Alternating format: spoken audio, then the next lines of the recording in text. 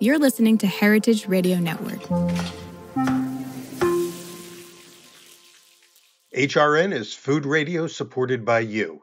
Learn more at heritageradionetwork.org. This episode is brought to you by Wisconsin Cheese.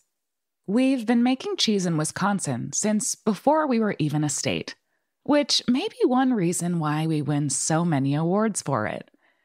It's what happens when a whole state dreams in cheese.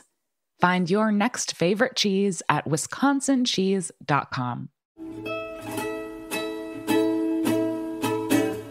Hello and welcome to Pizza Quest. I'm Peter Reinhardt, and thanks for joining us again. I am with, I have to say the hot couple of the moment in the pizza world. From Leña Pizza and Bagels, we have Marisol and Rory Doyle. Sorry, pardon me. Let me make sure I say that right. Rory Doyle. They're partners, married couple.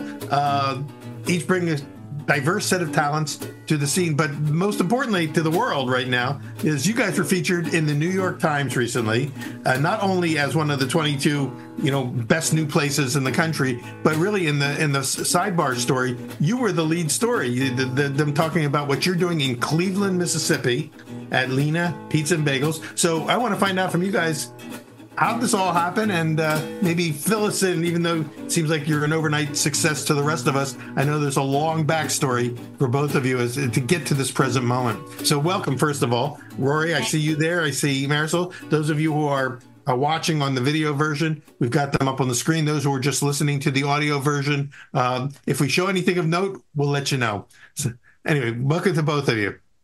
Thank you so much. Thanks, Peter. Thank you. So you're coming to us from Cleveland, Mississippi, right? Which is on the Delta. It's somewhere in the middle of what seems to the rest of the world as the middle of nowhere, but it's not, obviously, for you. It's the center of your universe. Marisol, you're originally from Sonora, Mexico. Mm-hmm. Rory, you're from Maine. How did a New England Yankee and a Mexican, talent meet in Mississippi? We actually we met in Phoenix, Arizona. I lived there with my family, my sister and my nephew. They lived there. So that's where we met. And after a short 6 months of dating, we got married, and we moved. Rory found a graduate assistantship at the local university at Delta State here, and that's how we ended up in Cleveland. We made the move in 2009, and while he was at Delta State, I was working in local restaurants as a waitress and manager at several restaurants here. And that's how we started. I quit the restaurant business in 2012 or 2015, and I was working for a chiropractor. I was like, I said, I'm done with the restaurant business. I'm never doing this again. And we've all said that at some point in our life. And a very good friend of mine wanted to do something at the local farmers market. So that's how I started with bagels. Yeah. I started doing bagels, and we were doing sourdough bagels. They were not the best looking bagels. We didn't really know what we were doing, but we wanted to work together and do something fun, and eventually made perfection our recipe. And we did that for 5 years, every summer. Wow. We rent a little kitchen, and we would do our bagels. And then the pandemic happened, and we actually rented a small space that we turned into a commercial kitchen, and we went in with bagels. We were doing breakfast sandwiches and bagels in another town about 45 minutes from here. And so many people who have who kind of entered in through the bagel portal, and others who have entered in through the pizza portal and have ended up in bagels. And so it kind of works with those bagels It's interesting that you're doing both because bagels are very hot right now. We've had a number of shows featuring some of the, the hot bagel makers around the country, and there's something about those two products, aside from the fact that they're both baked, that seems to draw kindred spirits. Yeah. Well, there's no other place around in the area. A lot of people didn't know about bagels or not only that, but they would say like, I don't want to try Yankee food. Yeah, right. So we had at the time we had to educate our customers and about our bagels, and it just worked out. We had a good following. Eventually, we had to shut down our business because my friend had to move out of town, and for a few months, I was done again with food, and yeah. Just when you thought you were out, they pulled you back in. They pulled me back in. My husband actually saw me struggling, trying to find what I wanted to do, and he did have an ulterior motive. He loves pizza. Everybody loves pizza, but I mean, I'm here, and then pizza is like right here, yeah, right? Yeah.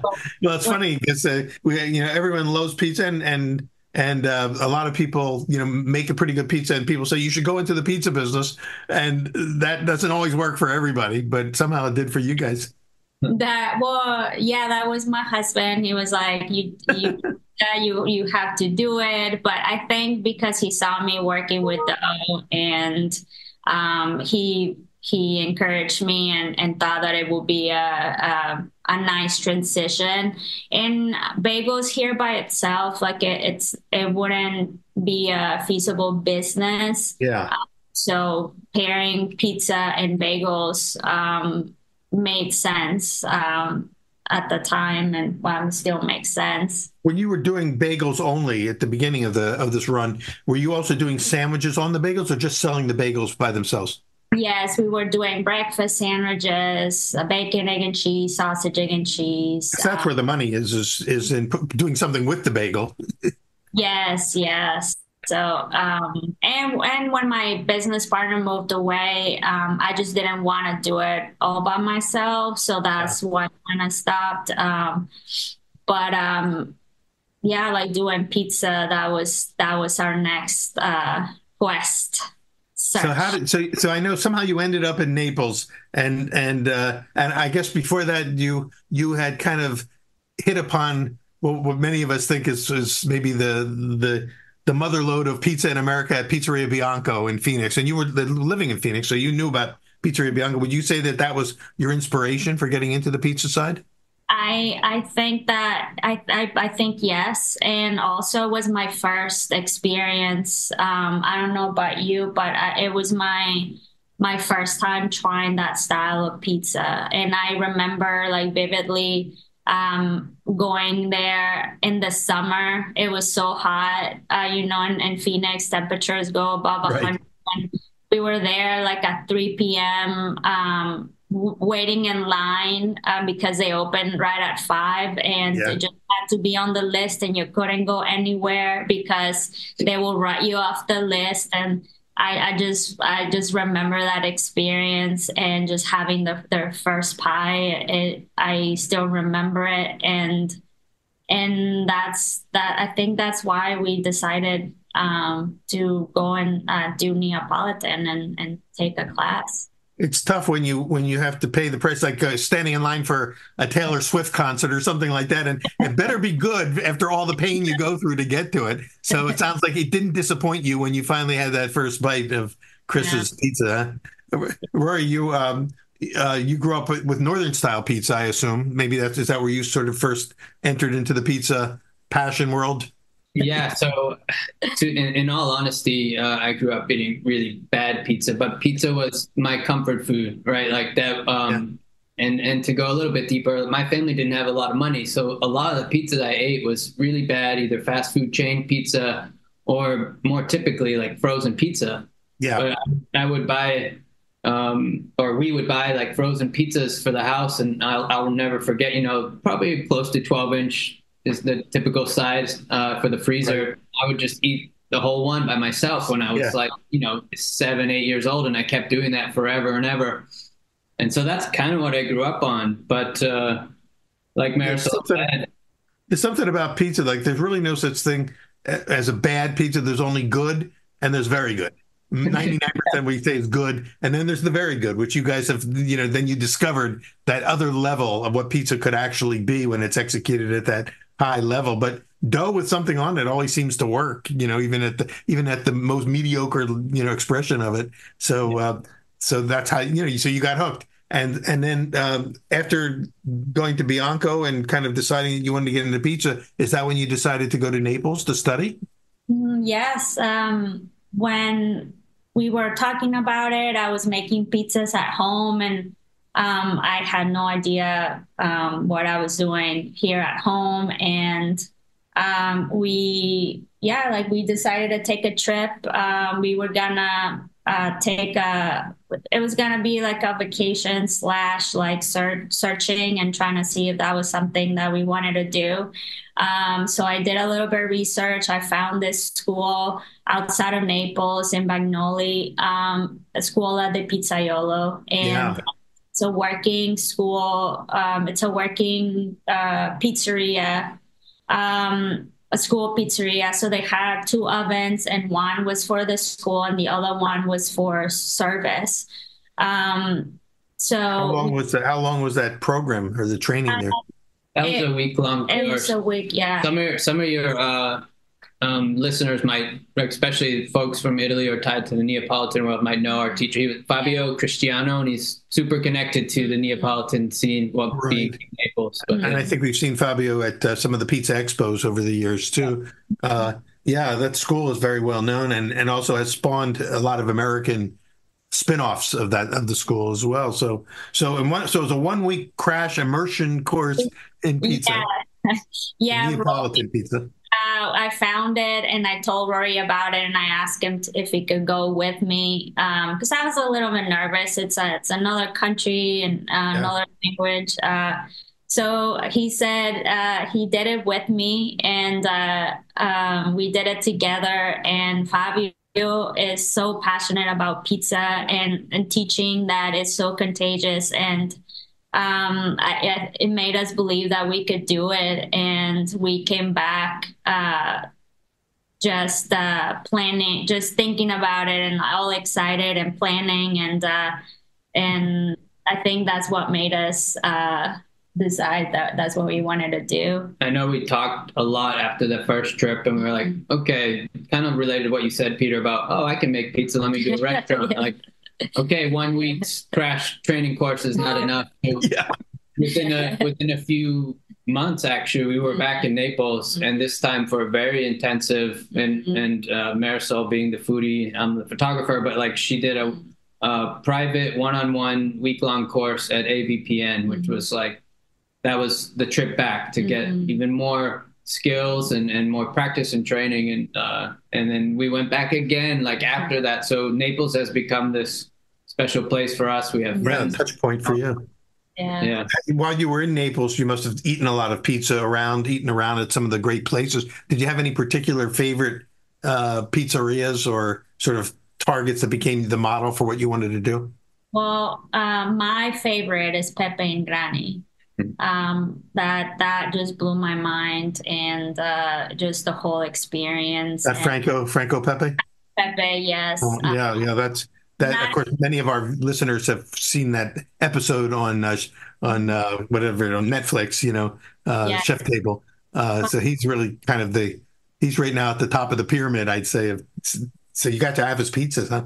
Oh, yeah. It's incredible. So if you've seen the episode on Chef's Table, like that sort of magic that you see in the episode, it appears in person when you visit. You're in a medieval setting, and I think what we both learned is Naples in particular, but Italians and the history and the culture of pizza. Like you take a food that is not seen as fine dining, but they elevate that experience in in Naples in particular, where you just look around and everyone's eating pizza, but you're also dressed up, drinking wine, and the presentation is to the max. Yeah.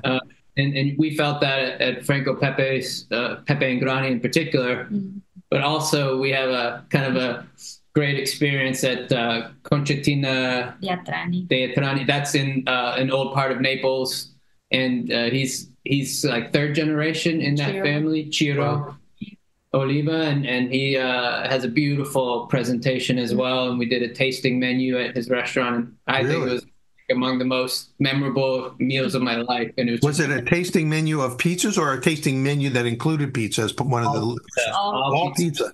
Yes. Wow. Well, we want to hear more about that at some point. But I got to ask this, Rory, being the photographer that you are, did they allow you to shoot while you were there? That was really special. So there's somewhat of a layered story here, but we became friends with a bed and breakfast owner family, have a beautiful place called Atelier Inés. I recommend. I don't have any formal sponsorship with them, but they've just become great friends. And we stay there every time we go to Naples. They're right down the street from Concetina. So they're friends with Ciro Oliva, and explained that I'm a photographer. And I actually got to do this really cool portrait of him inside of their original space where they cooked pizzas like 3 generations ago. So it was a nice moment to share, and I printed that off and sent it to him.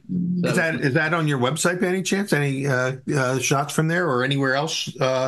So I don't think I published it there. It might have been in an article that I did about this bed and breakfast, but wow, that sounds like it'd be fun. But no shots from Pepe's, huh? No, I think from there it was more of us just going to enjoy. Oh, there's a photo. She got all googly-eyed when she got to do a selfie with Franco Pepe. He invited her into the kitchen, so they did a selfie by the oven. But yeah.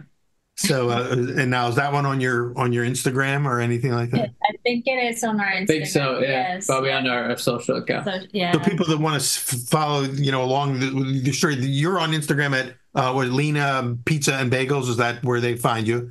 Yes, yeah. And my personal, my name, Marisol, D-O, for Doyle. Oh, it's under your name. That too. I have, we use Leña.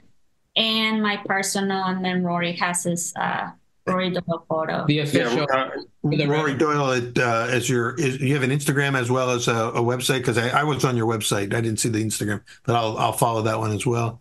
So that's where we can see a lot of both of your work. So you said Leña, you pronounce it Leña. So we got to get, before I get too further down and hear more of the story, I want to find out the name. Where's the name come from? Because that's not your name. No, it's not my name. A lot of people think it's my name, but Leña means firewood in Spanish. Oh, firewood.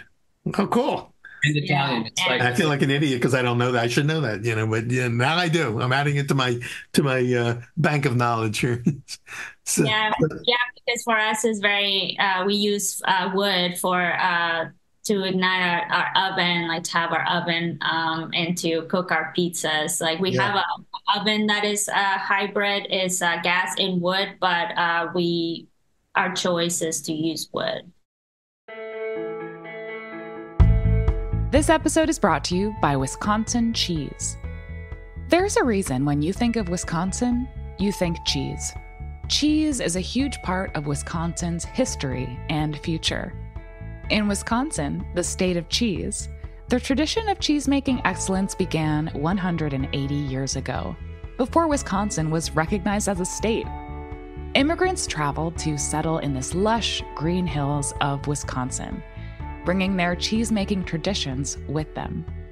These storied skills, combined with the freshest milk available, created a cheese-making culture that is uniquely Wisconsin.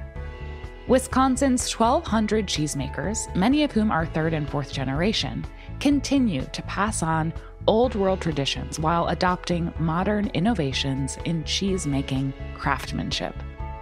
Find your next favorite cheese at wisconsincheese.com. When you first were perfecting your pizzas, you started out with a small little portable oven. How did you get going? Yeah, when we got back and from our trips in Naples, we got a uni. and I was practicing the dough, like trying to find like the right dough for me, and practicing in my backyard, inviting friends and to try our pizzas. And that was pretty a neat experience because we would just like gather out together and just ask them questions like what they thought about this dough, about the ingredients, about the sauce, and I blame them too for hyping up because they were all like, "Yeah, you should do this." Like, Right.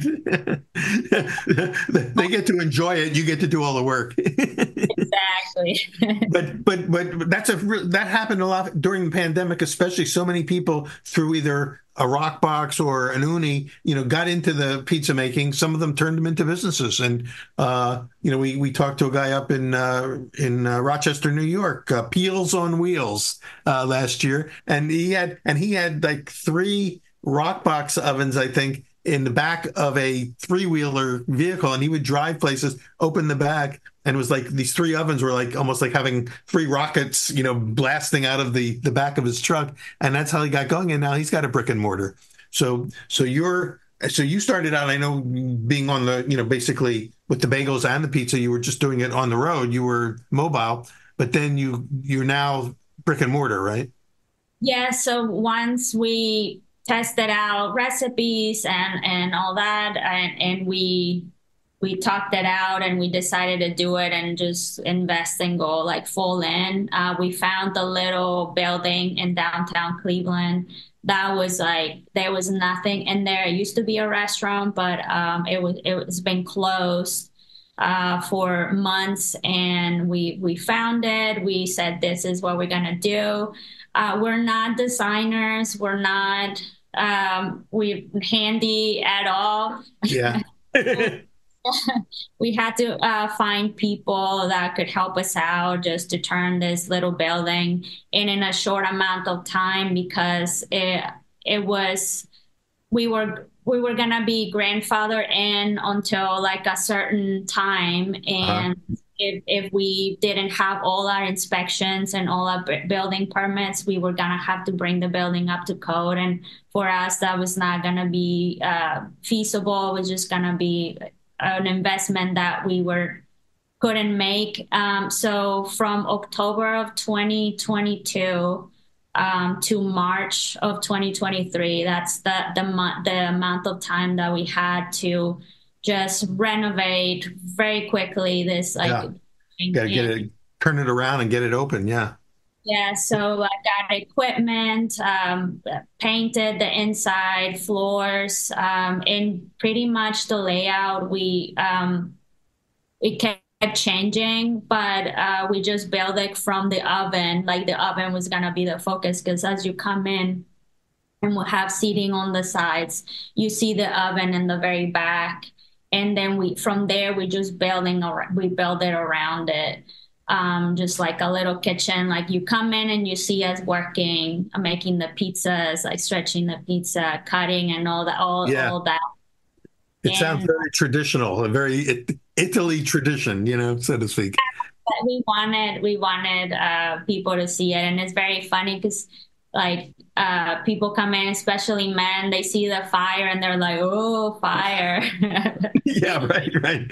We love fire. Yeah. Most of the people who come to Pizza Quest we call fire freaks. Yeah, they're just people staring at it, and it's just we just love to see people come in, and it's just a very cozy and to see our community in there. But you still do bagels too. You do bagels once a week? I do bagels once a week on Saturday. Originally, I wanted to do lunch and dinner, but I just quickly realized it was not gonna be happening for me. Are you still doing sourdough bagels? Because that was a difficult way to get into the bagel side, even though it's hot right now. Yes, no, they're not sourdough. They're like New York style ingredients: flour, water, salt, malt, yeast. And I boiled and baked. And baked in the wood fire? They're not. I tried to do that. I couldn't find the right temperature. And I think because I was getting ready to open, I just didn't want to play with it. Yeah, not a lot of capacity in one of those ovens. Yeah, so I have a little convection oven which I cook them, but I toast them. I get them like a little bit of blistering on the outside in the firewood in the oven. Interesting. So it's because it's interesting because you started out in the sourdough side, which I always say is like flying without a net underneath you, and now I've moved back, having learned the traditional techniques, in Naples, which is yeast based, not sourdough based, right? So you've kind of moved back into that. You have more control when you're using, fresh yeast. And now I've applied that to bagels. Do you ever foresee moving back towards the sourdough side at some point, or have you found your sweet spot? I think I found my sweet spot, but I would like to learn other styles of pizza. I know that with my oven, I'm very limited to Neapolitan, but I don't know, like I know I've seen other pizzerias do other styles. And I would like to learn how to do like Detroit. Yeah. But I can see you're still kind of exploring the full range of possibilities just within that one category, which is the most classic category of all, the Neapolitan or Neapolitan-ish. Are you doing more Bianco style, where it's really American Neapolitan with a longer bake? Or are you doing Italian style with like a 90-second bake? Which is your preferred approach? More Italian. Yeah, it's more Italian. We get the oven pretty high temperature, and we try to bake it in 90 seconds. Okay, so you're going for that fast bake, and of course, how many people can you accommodate at the restaurant at any given time? I can sit about 28. 28. We have Or is it 28 seats. Oh wow. 28 seats, and then. And for this kind of pizza, you really want to eat it right there out of the oven. But do you have people that come in and say, just put it in a box and let me take it? Yeah, so I don't do takeouts over the phone or online. It's all in person because I want people to experience it right out of the oven. I have people that come in. I have a little bit, two benches, like two long benches, like a little waiting area. So I still get people that come in and take it home. And they wait for their pizzas, and then the dining area. So I get both. I still get both. Most of my business is dine in, but there's been some times that takeout and dine in is like very, very equal. Well, I think even though the most ardent people that these pizzas must be eaten fresh out of the oven had to pivot during the pandemic and started to do them in the box anyway, even though it wasn't their preferred choice. And it worked. The model worked. There's the pizzerias that survived because of the takeout side of the business. And like I said, pizza's always a hit, no matter whether it's the perfect version or the second level version. It's still, people love it. It's either good or very good. So it sounds like, people are coming in either way. To you, how many pizzas on a given day do you pretty much run through the oven? On a slow day, around 80, and on a busy night, we've been doing around 135. Wow, that's a lot of pizzas, and you're not making them. You're not 5 days a week, right? Are you 4 days? Thursday, Friday, and Saturday. 3 days a week plus the bagels, and is the rest of the time just recovery from, because that's relentless for a small operation and a small oven. That's a lot of pressure. Sundays are for recovering. I still do a little bit of work, and I do my order for Monday. I get the truck delivery, and Mondays and Wednesdays. But the rest of the week, I do payroll, like inventory. I also do wine ordering. So are you doing it pretty much all of it? Are you the oven tender, everything from orders to, do you have a staff, or how does it work? Because you're growing, you got the New York Times, putting you on the cover. It's got to be a press now for you to grow. The last 3 weeks have been incredible, and I went from having 4 people plus myself, so 5, to having to have 6 people plus myself, so 7. 6 and 7. Yeah, 7. I shape the pizzas, I make the pizzas. I have someone working the oven, Ah, good. have someone boxing, making salads, cutting the pizzas, and I have it's counter service. So I have a cashier Uh-huh. and at times 2 to 3 runners. Good. Um, So you also offer salads and anything else on the menu besides pizza and salad? and dessert, Good. we do. One of our favorites is a Nutella calzone with red mixed berries People inside. love Nutella. And I have one of my very, very good workers. I love her. Her name is Beth. She makes desserts as Nice. well. She's been making a pistachio ice cream that Oh, it blew our minds. It's been, yeah. there you go. There's the triangle, the pizza, the bagels, and ice cream. If you got ice cream too, you're home free, especially this time of year. But ice cream's got to be, people lining up just for that alone.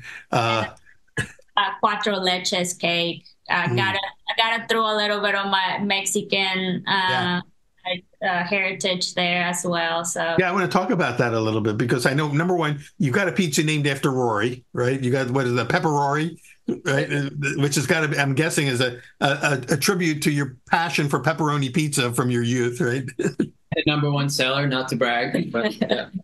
Even people who are purists about pizza and they say in Italy you're not going to see pepperoni, but here pepperoni is still king, right?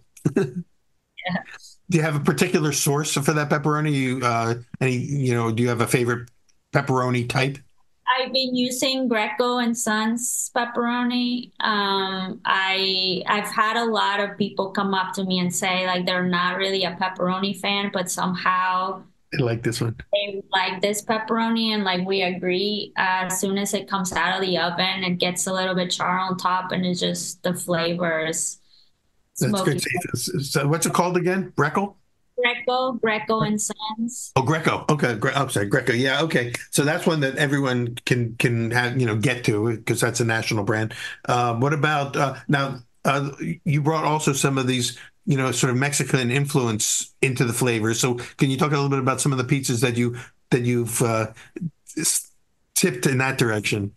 Well, yeah, there's one that I bring from time to time, and it was actually Rory's idea because he's been to Mexico and like Yeah. he loves Mexican food as well. And um, there's we make this pizza that instead of with red sauce is with refried beans, mozzarella cheese, bacon, Mexican chorizo, and topped it off with like a roasted salsa verde.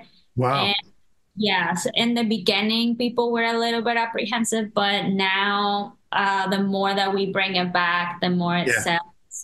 And I also tell them that if they have a slice like to bring home, that they can have it for breakfast with the fried egg the next day, and it's just Nice. It delicious. sounds great. I've, I mean, I think that highlights how versatile pizza can be, and the fact that even though your pizza making roots are now, sort of in Italian Naples style, that I think the lid is off as far as everyone understanding that pizza is an international food, and it's dough with something on it, and the something on it does not have to be the classic, Italian ingredients. Oh, absolutely. And on our menu, we do have your like traditional like margarita, like we can do a marinara.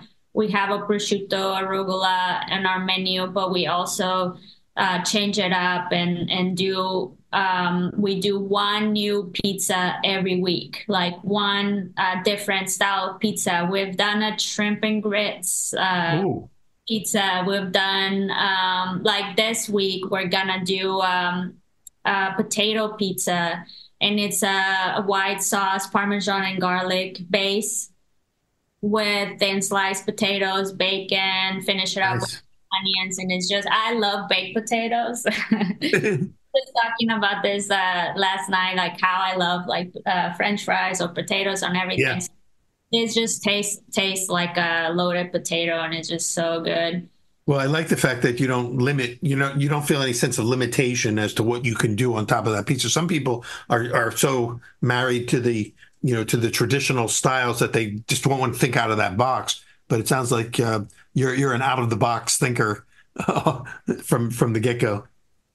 We did do a al pastor pizza, and I wanted to put the pineapple on it, but my wouldn't let me, so I put it on the side. It was still there. It was still on the side.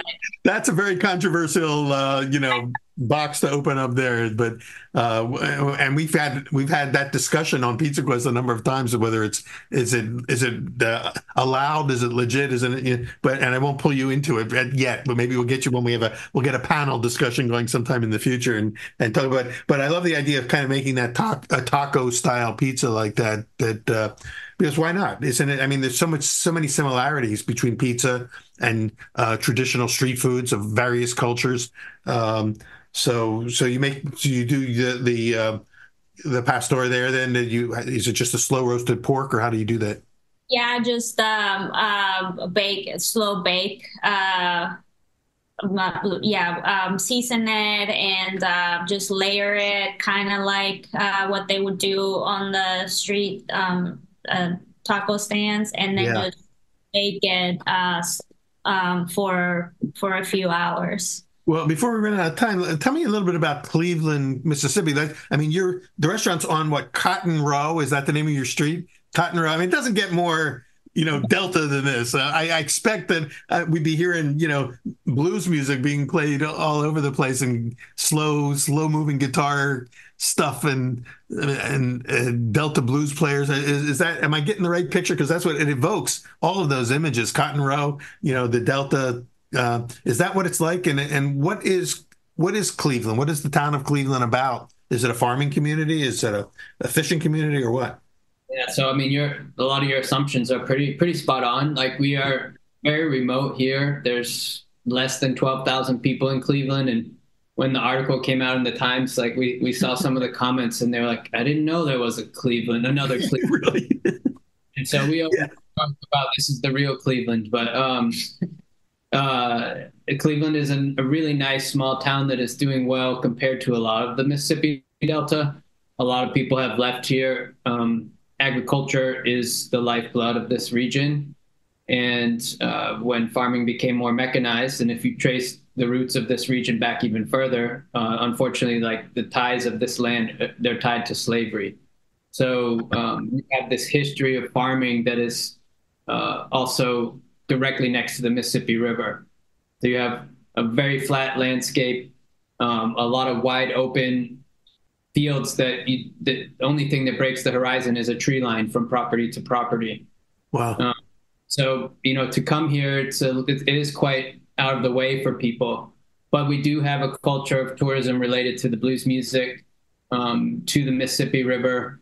And if you're traveling from, let's say, Memphis to New Orleans, you could choose to come through this way on the historic Highway 61. So Cotton Row used to be Highway 61 until they built it bigger and built it like a 4-lane highway, which is just a little bit down the road now.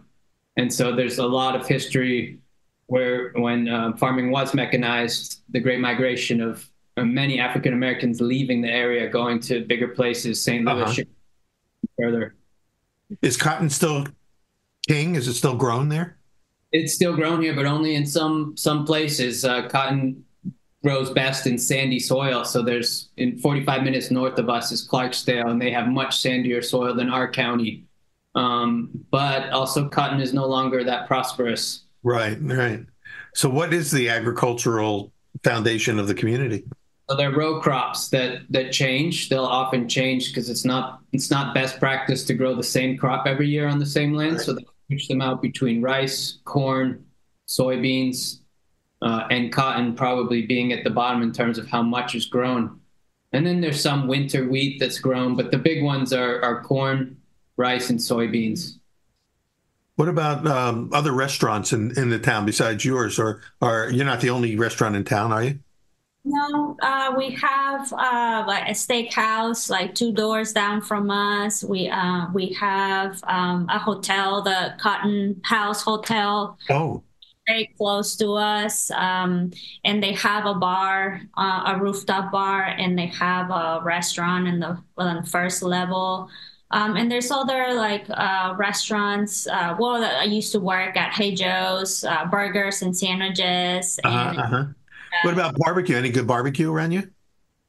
yeah, In Memphis, not. I mean, we Oh, have Cleveland, but it's not as big of a culture here in Cleveland. However, it is heavily influenced by the Memphis the barbecue, which Memphis. How far are you from Memphis? about two. even less than two. So we're about an hour 45 minutes to Memphis to our north, and then an hour 45 minutes to our south is Jackson, Mississippi, the capital. I see you're kind of right in the middle between those two. We also have the second Grammy Museum Yeah. in Cleveland. The second Really? Grammy Museum was built, I think it was opened in 2016, if I remember correctly, and it was the Grammys recognizing the beginning of American music right here in this landscape in the Mississippi. Interesting. So you are kind of in a crossroads section of the country then. And now that when people are just driving past, Cleveland, now they have a reason to stop in Cleveland because I'm sure they're putting it now on their to-do list on their way past town. But again, Thursday, Friday, and Saturday are your days of operation. Bagels only on Saturday. Do people need to call in advance? Do you take reservations or is it walk up only? I don't do reservations. It's first come, first serve. First come on. All right. So those of you who are listening, when you're there, you just plan on being there. Now they don't have to wait 2 hours in the sun to get in, do they? No. We turn tables pretty quickly. It's not like Pizzeria Bianco where you have to, Although, in truth be told, since the list came out, the lines have been pretty long, and it's an interesting scenario because usually wait in line here in Cleveland, Mississippi, but now we're seeing a little bit of that, which is a special feeling. Yeah. Isn't it funny how pizza can put Cleveland on the map now for everyone else in the country who didn't even know Cleveland, Mississippi existed. Now you're on a destination map for those. And we've done that over the years. We put these little pizza maps together. Now you've got to be on it. You're the poster child now of this new generation of pizzerias. I learned that there's 15 Clevelands in the United States. I thought it was 28. We have one right here in North Carolina where I live. We have a Cleveland, North Carolina as well. I never knew there were more than one Cleveland either until I moved down here. But well, I just want to first of all say congratulations. I know that sometimes these things just happen out of the blue. You never know. You do what you got to do, not ever expecting to be discovered, and then it happens. But it's happened relatively quickly for you guys. So now your challenge is going to be managing the growth. You've got a lot going for you. You got your ice cream, you've got your desserts, you've got your pizzas and your bagels. And I'm just wondering if you foresee the need or possibility of having to expand and grow the business a little bit. I get that question a lot. We're just right now, we're just gonna see what the next few months hold for us and trying to adjust and adapt like the next few months. We also have in Cleveland, November and December, 50 Nights of Lights. In November, the first week of November, the whole town of Cleveland, well, the whole downtown just fills up with hundreds and hundreds of like Christmas lights, and it just a Hallmark movie. It's beautiful. It draws lots of people. Last year it was our busiest time of year. So we're preparing for that. Don't know what to expect. So I think that this year we're just going to adapt and trying to see, just hire people and train and just take it one day at a time. Exactly. I mean, the learning curve, as most operators will tell you, it takes years to kind of assimilate all the learning opportunities that come your way. But with your amount of creativity between the two of you. You're both very creative people, and the cross-cultural influences that you have. I foresee the possibility of you coming up with a very distinctive Delta style pizza. There's Detroit style and there's Roman style. There's got to be a Delta style pizza, and you're in the crossroads and in a position to to kind of now bring it to the Pizza Expo and enter it in one of the pizza competitions and come up with your hybrid of based on all the skills that you're developing. Not just a thought,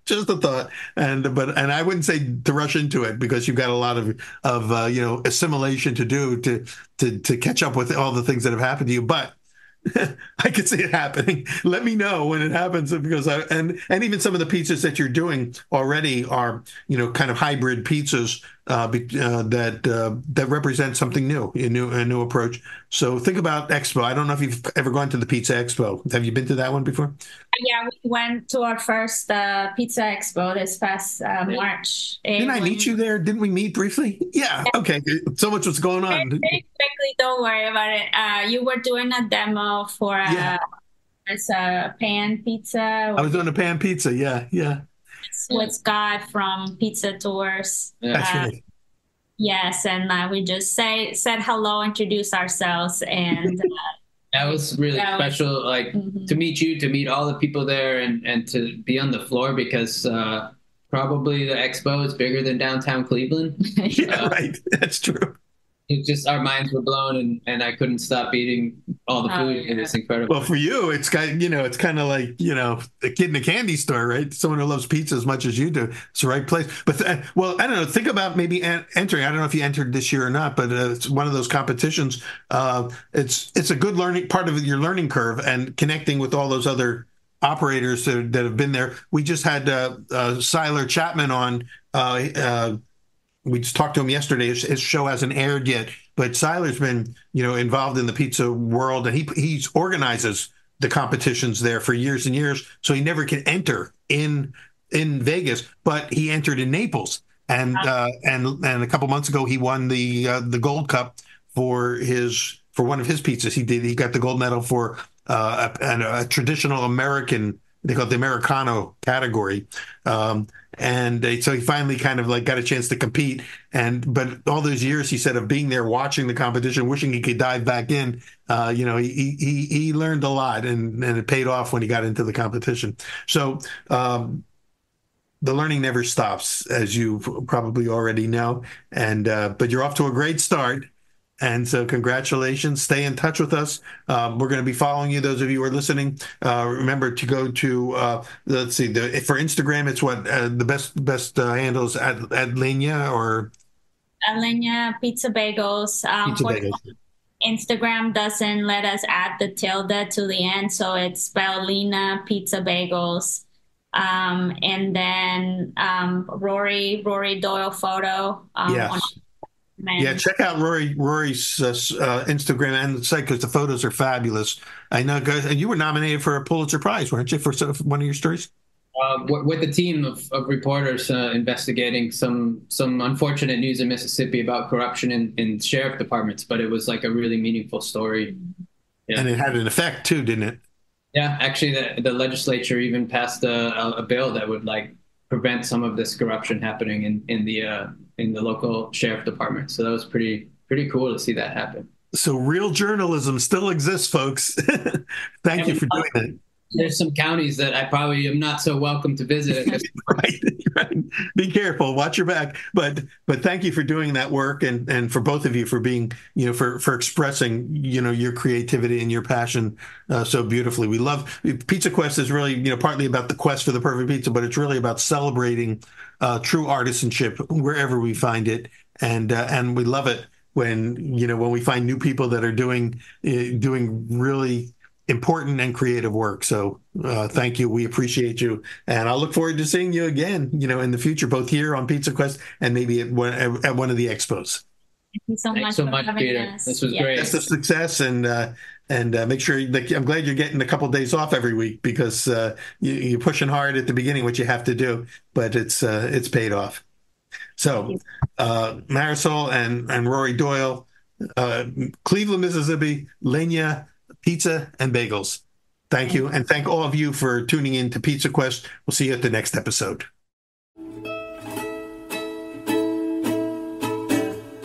Pizza Quest is powered by Simplecast. Thanks for listening to Heritage Radio Network, food radio supported by you. Keep in touch at heritageradionetwork.org/subscribe.